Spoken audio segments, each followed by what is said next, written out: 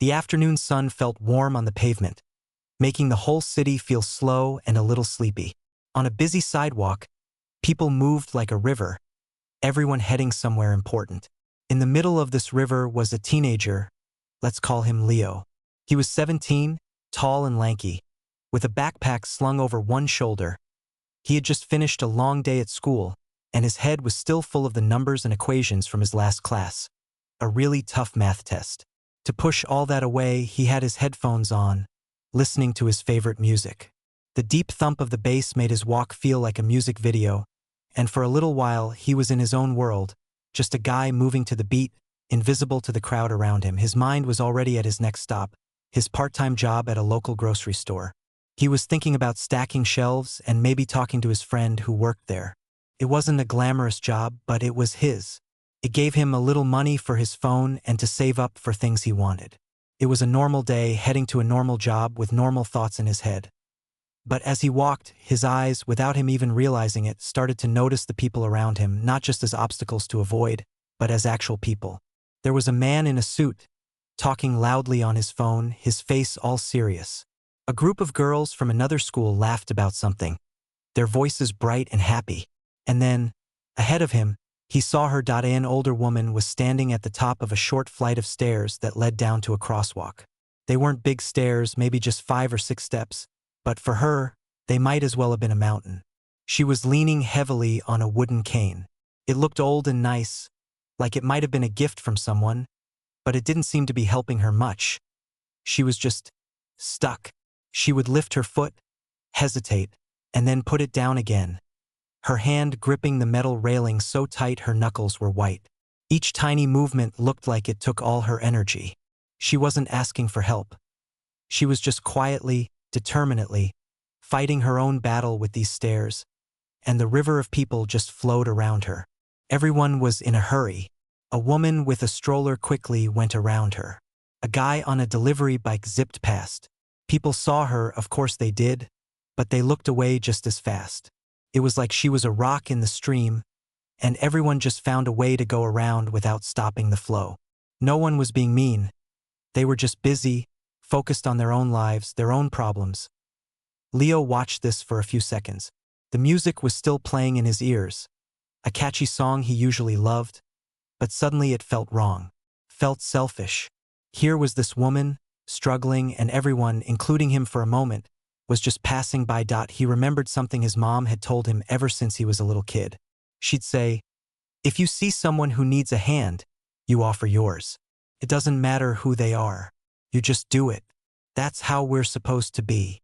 It was one of those simple rules you hear so often you almost forget it's there, until a moment comes when you have to choose to follow it or not. He made his choice. He reached up and pulled the headphones from his ears. The world suddenly got loud. The honking cars, the chatter of people, the rumble of a bus. He looped the headphones around his neck and took a slow, careful step towards the woman. He didn't want to scare her by moving too fast. "Ma'am," he said. His voice was a little softer than usual, trying to be gentle over the city noise. She turned her head slightly, her eyes finding his. They were a clear, bright blue, and they looked tired but also very sharp. She was studying him, trying to figure out what this young man wanted. Leo gave her a small, reassuring smile. "Those steps look a little tricky," he said, nodding towards the stairs. "Would you mind if I gave you a steady arm to hold on to?" For a second, she just looked at him, and he wondered if he had overstepped. Maybe she wanted to do it herself. Maybe she didn't want help from a stranger. But then, her face relaxed, and a real, grateful smile appeared. It completely changed her face, making her look warmer and younger. "That would be a kindness, young man," she said, her voice clear and steady. "This old cane and I, we don't always agree on the physics of staircases." She let out a small, breathy laugh. Hearing her joke made Leo relax. She was okay. This was okay. "No trouble at all," he said. "Just take your time." He moved to her side, on the side without the cane. He offered his arm, not taking hers, but letting her take his. Her hand, which felt thin and a little cool, held onto his forearm. Her grip was surprisingly strong. He could feel her leaning some of her weight on him, trusting him not to move. Together, they took the first step down, then the next. He matched his pace perfectly to hers, which was incredibly slow. He became a rock in the river for her, a steady, unmoving point while the world continued to rush past. He didn't mind. The math test was forgotten. The job he was running a little late for didn't seem important. In that moment, the only thing that mattered was getting this nice lady safely down 5 simple steps. It was the most important job he had all day. With the woman's hand resting lightly on his arm, they began the slow journey down the stairs. It wasn't a long flight, but for them, it felt like they were moving through a different kind of time, a slower, more careful time than the rushing world around them. Each step was a small event. She would shift her weight onto her cane, then onto him, then carefully lower her foot to the next step. He could feel the concentration in her grip. He focused completely on being steady, on being a solid support she could rely on. He didn't rush her. He didn't try to make conversation. He just stood there, patient as a tree, letting her set the pace. The noisy city, the blaring horns, the snippets of passing conversations, seemed to fade into a distant hum. In this small space between them, there was only the tap of her cane and the sound of their careful footsteps. About halfway down, she let out a small, relieved sigh. "You have no idea how much easier you're making this," she said, her voice warm. "Normally, I have to plan my whole day around finding a ramp or an elevator. Sometimes, the simplest things become the biggest challenges." He nodded, understanding. "My grandmom has a bad knee," he said. "She always says the world isn't built for people who move slow." It was the first thing that popped into his head, a simple connection from his own life. The woman gave a little chuckle. "Your grandmom is a very wise woman. She's absolutely right." Finally, after what felt like both a minute and an hour, their feet were on the flat ground of the sidewalk. A small wave of relief washed over him. They had made it. She was safe. He felt a quiet pride, the kind you get from fixing something small but important. But their journey wasn't over. They were now at a crosswalk, and the signal was a bright, red hand telling them to stop. A crowd of people gathered, waiting for the light to change. He noticed how she shifted her weight, still holding onto his arm. It didn't seem like she was in a hurry to let go, and honestly, he wasn't in a hurry to pull away. His job at the grocery store felt a million miles away. "You're very kind to stop for a stranger," she said, turning her clear blue eyes towards him. The sharpness he saw in them before was still there, but it was softened by a genuine curiosity. Most people are in such a hurry these days. Their eyes are glued to their phones or looking straight ahead. They don't really see what's right in front of them. He shrugged, feeling a little shy under her gaze. "It was no big deal," he said. "Just seemed like the right thing to do." "To you, perhaps," she replied. "But to me, it was a very big deal indeed." She paused, looking him over. "So, a young man with good manners. Are you on your way to school?" "No, ma'am," he said. "Just finished for the day. I'm heading to my job now." He felt a familiar flicker of responsibility when he said it. Having a job made him feel more grown up, more a part of the world. She raised an eyebrow, impressed. "A job? Well, aren't you the busy one? What kind of work do you do?" "It's at the food mart, a few blocks over," he explained. "I stock the shelves, help people find things, sometimes work at the register. It's okay. It keeps me busy." She listened intently, nodding as he spoke. She wasn't just hearing him. She was really listening, which was a feeling he didn't get from many adults. "A hard worker and you have good manners," she said, a smile playing on her lips. "Your parents must be very proud of the young man they're raising." He felt a warmth spread through his chest. It was a nice thing to hear. "I hope so," he said with a small smile of his own. The crosswalk signal was still red, and they stood there in a comfortable silence for a moment, just two people waiting for a light. He noticed the details of her face now, the fine lines around her eyes that spoke of a lot of smiling, the way she held her head high even though her body seemed tired. She carried herself with a quiet dignity that he respected. "So, what brings you out today?" he asked, making polite conversation. "Oh, just a trip to the library," she said. "I'm returning some books and was hoping to find a new one to get lost in. There's nothing quite like the smell of old books, is there?" He grinned. "I'm more of a video game guy, to be honest. But I get it. My little sister, she loves getting new books. She always has her nose in one." The woman's face lit up. "A reader in the family. That's wonderful. You tell your sister to never stop. Books can take you anywhere, anywhere at all." Just then, the crosswalk signal changed. The red hand vanished, replaced by a glowing white figure of a person walking. The crowd around them began to surge forward. The woman tightened her grip on his arm just a little. "Well, shall we?" she asked. "Of course," he said, and together, they stepped off the curb and into the crosswalk. He was just a teenager helping an older woman cross the street. It was a simple, everyday act of kindness. He had no idea that the woman leaning on his arm, the one who loved the smell of old books and thought his parents must be proud, was about to turn his ordinary day into something he would remember for the rest of his life. For now, he was just focused on getting her safely to the other side. The other side of the street felt like a different world. Over here, the sidewalk was wider and shaded by tall buildings, and the frantic pace of the main road seemed to soften just a little. They took a few more steps away from the curb, moving at the same slow and steady pace they had established. The rhythm of their movement, her cane tapping, then their 2 steps, then the cane tapping again, had become familiar, almost musical. Once they were safely settled on the new sidewalk, away from the flow of traffic, the woman finally loosened her grip on his arm. She turned to face him fully, her expression one of deep and genuine gratitude. "You have been my guardian angel this afternoon, young man," she said, her voice firm and sincere. "Truly, I don't say that lightly." He felt a blush creep up his neck. "It was nothing, really. I was just walking the same way." He shifted his weight from one foot to the other, suddenly feeling a little awkward under her intense appreciation. "But you weren't just walking the same way," she corrected him gently. "You stopped. You saw a person, not just an obstacle. That is a rare quality." She looked at him, her head slightly tilted, as if she were studying a fascinating painting. "I would like to thank you properly for your trouble." With that, she began to rummage in the small, elegant purse that was hanging from her shoulder. His heart sank a little. He knew what was coming next.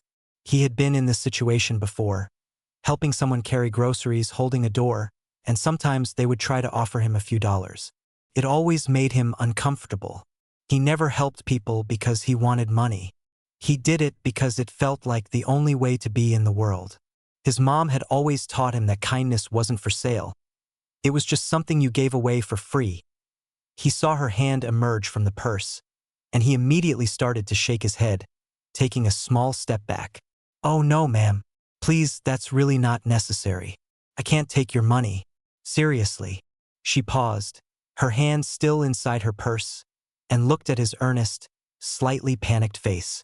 A slow, understanding smile spread across her lips. It wasn't a smile of someone who was offended. It was the smile of a teacher who had just seen a student grasp a difficult lesson. "I understand," she said, her voice soft, "and I respect that more than you know." She pulled her hand out, but she wasn't holding money.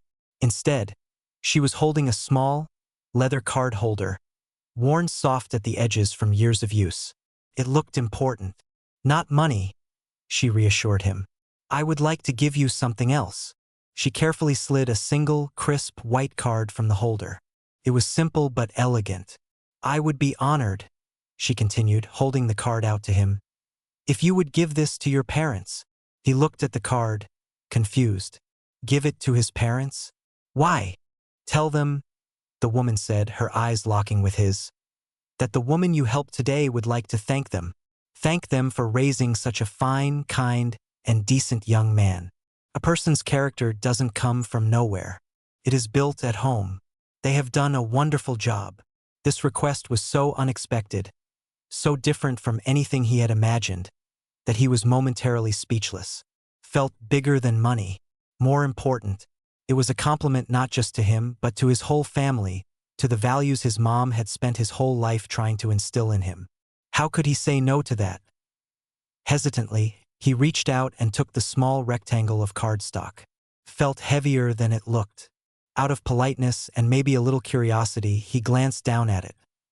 The printing was in a clean, sharp, professional font. He saw her name first. It was a nice name, one that sounded strong and intelligent, just like she was. His eyes scanned to the next line, expecting to see something like retired teacher or volunteer. What he saw instead made his brain stutter.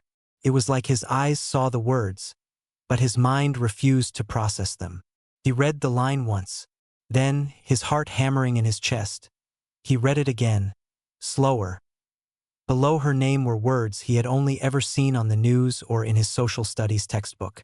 Words like United States Congress and House of Representatives. And right before them, a powerful official title, Delegate. His head snapped up, his eyes wide with pure, unfiltered shock. He looked from the small, impossible card to her face, then back to the card.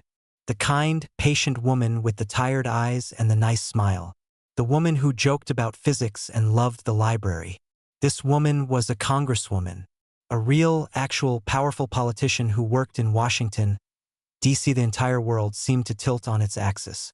The noisy street, his upcoming job, the math test from school. It all just melted away into a dull buzz. He was standing on an ordinary sidewalk, holding a piece of paper that proved he had just been casually talking to one of the most important people in the entire city. Maybe even the country. He tried to speak, but his mouth was dry. All that came out was a strangled, you're. The woman, the delegate, simply looked back at him, her expression still warm and kind. There was no arrogance there, no sense of look how important I am. If anything, she looked quietly amused by his reaction, and perhaps a little pleased that her secret was finally out.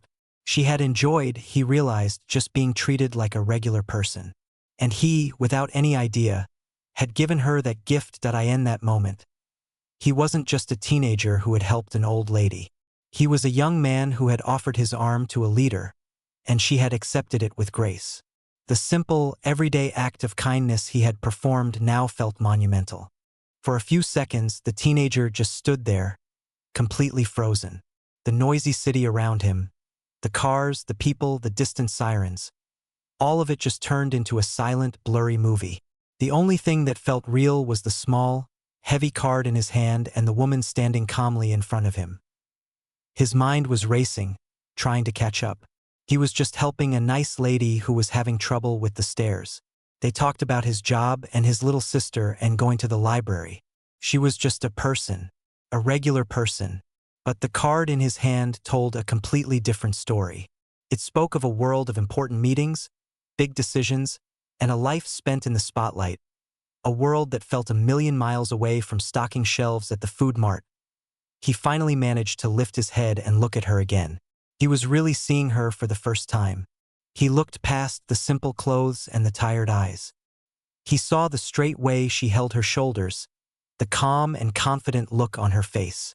He saw the intelligence shining in her eyes. How did he not see it before? She had a presence about her, a kind of quiet power that he had mistaken for just being a nice, old-fashioned lady. You're. He stammered, his voice barely a whisper. He still couldn't get the title out. It felt too big, too important for his mouth. The woman, the delegate, nodded slowly, a gentle and understanding smile on her face. She wasn't angry or annoyed by his shock. She seemed to expect it. "Yes, I am," she said. Her voice still as warm and kind as it had been when they were talking about books. There was no change in her tone. She wasn't suddenly acting more important. She was still the same person he had helped down the stairs. That, more than anything, was what finally let him breathe again. "It was a true pleasure to meet you," she said, saying his name again. The way she said it made it sound important, like she was really tucking it away in her memory. "Thank you again for your kindness. Remember what I said. Please give that card to your parents." He just nodded, his words still stuck somewhere deep in his throat. He watched as she gave him one last, small smile, a smile that seemed to hold a world of thanks and a little secret all at once. Then she turned around. She adjusted her grip on her cane, tapped it firmly on the pavement, and began to walk away, slowly and steadily. Just as she had before, he stood there and watched her go. He saw the way people parted for her now, not because she was struggling, but because of who she was. A man in a suit recognized her and gave a respectful nod, which she returned with a slight incline of her head. She moved down the sidewalk, becoming smaller and smaller, until she turned a corner and was gone. But he was still rooted to the spot. He looked down at the card again, reading the words over and over, making sure they were really there. His heart was still beating fast, but the initial shock was starting to fade, replaced by a whirlwind of other feelings. First, there was a wave of embarrassment. Had he said anything stupid? He had talked about his boring job at the grocery store. He had told her he played video games. He had rambled on about his little sister to a member of Congress. He felt his face grow hot. But then a calmer, more logical thought pushed its way through. She had asked him about those things. She had seemed genuinely interested. She had laughed at his grandmom's joke. She hadn't been pretending. She had enjoyed their normal, everyday conversation. This led him to the biggest feeling of all, a deep, swelling sense of wonder. This incredibly powerful, important woman, who probably had security and assistance and a crazy busy schedule, had chosen to spend these few minutes talking to him. She had valued his help not because of who he was, but because of what he had done. She had treated him with respect, not because he was special, but because he had shown her respect first, without even knowing her name. He thought about her request. Give this to your parents. He suddenly understood. This wasn't just a thank you. This was a message. It was her way of saying that the small things parents teach their children, to be kind, to be helpful, to be decent, are the most important things of all. Even more important than a fancy title. The sound of a bus horn blasted through his thoughts, jerking him back to the present. He looked at his phone. He was now very late for his job. A jolt of panic shot through him. He shoved the precious business card carefully into the safest pocket of his jeans, making sure it wouldn't get bent. He started walking. Then, almost without thinking, he began to run. His long legs carried him quickly down the sidewalk, his backpack bouncing against his shoulders. But as he ran, his mind wasn't on his job anymore. It was replaying the last 15 minutes on a loop. The struggling woman on the stairs, the offer of help, the slow walk down, the chat at the crosswalk, the card, the shock. He had started this afternoon as just a regular kid. Now he felt like he was carrying a giant, amazing secret inside him. He couldn't wait to get home. He couldn't wait to tell his family. He couldn't wait to see the look on his mom's face when he handed her the card and told her the story. This was no longer just a story about helping someone. It was a story he knew he would be telling for the rest of his life. The rest of the day felt like a dream. When he finally got to the grocery store, his manager was a little annoyed that he was late. The teenager just apologized and said he got held up, which was the truth, but such a small part of the truth. He couldn't stop thinking about the card in his pocket. Every few minutes, he would touch his jeans just to make sure it was still there. It felt like a secret treasure. His work felt different that afternoon. Stacking cans of soup and boxes of cereal, which was usually just a boring chore, felt peaceful. His mind was calm. He had done a good thing, a simple, right thing, and the world had quietly, amazingly, tipped its hat to him in return. He didn't tell any of his coworkers. The story felt too big, too special, to share over the beeping of registers and the rustle of plastic bags. This was a story for home. When his shift finally ended, he walked home, the evening air cool on his skin. The normal sights of his neighborhood, kids playing on the sidewalk, people sitting on their porches, looked the same, but he felt different inside. He felt taller somehow, more connected to the world. That he pushed open the front door of his house and was immediately hit by the familiar, comforting smell of dinner cooking.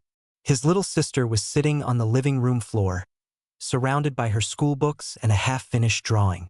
His mom was in the kitchen, stirring a pot on the stove.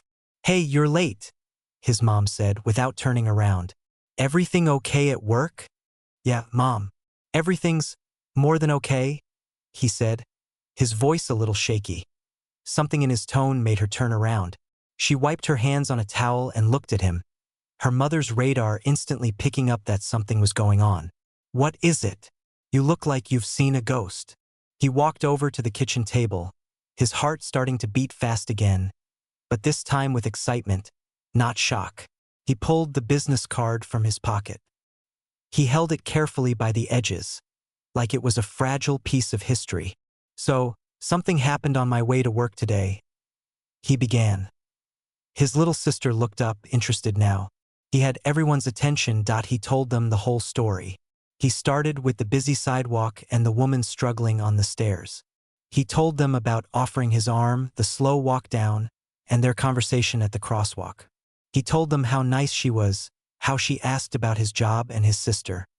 He repeated her joke about the physics of staircases, and his mom smiled. "It was just a nice thing to do," he said, building up to the big moment.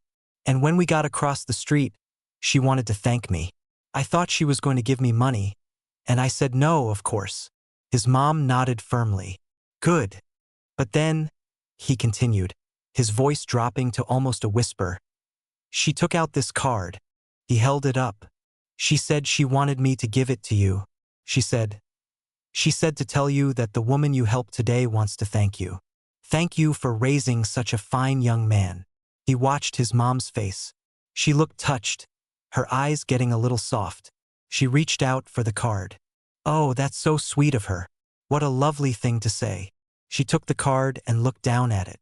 The teenager held his breath. He saw her eyes move across the print. He saw the same process he had gone through on the sidewalk happen right in front of him on his mother's face. First casual reading, then a slight pause, then her eyes widened. Her mouth fell open just a little. She brought her other hand up to hold the card, her knuckles turning white. She looked from the card to her son's face, her expression one of pure, total disbelief. Is this real?" she whispered. He just nodded, a huge grin finally breaking out on his face. His mom's hands started to tremble. She brought the card closer to her face, reading the words over and over. "Oh my goodness," she breathed out. "Oh my goodness. You helped her? You talked to her?" His little sister, curious, jumped up and tried to see. "Who is it? Who is it?" His mom didn't answer right away. She slowly lowered the card, looking at her son not as her child, but as a person she was incredibly, overwhelmingly proud of. Her eyes filled with tears, but they were happy tears.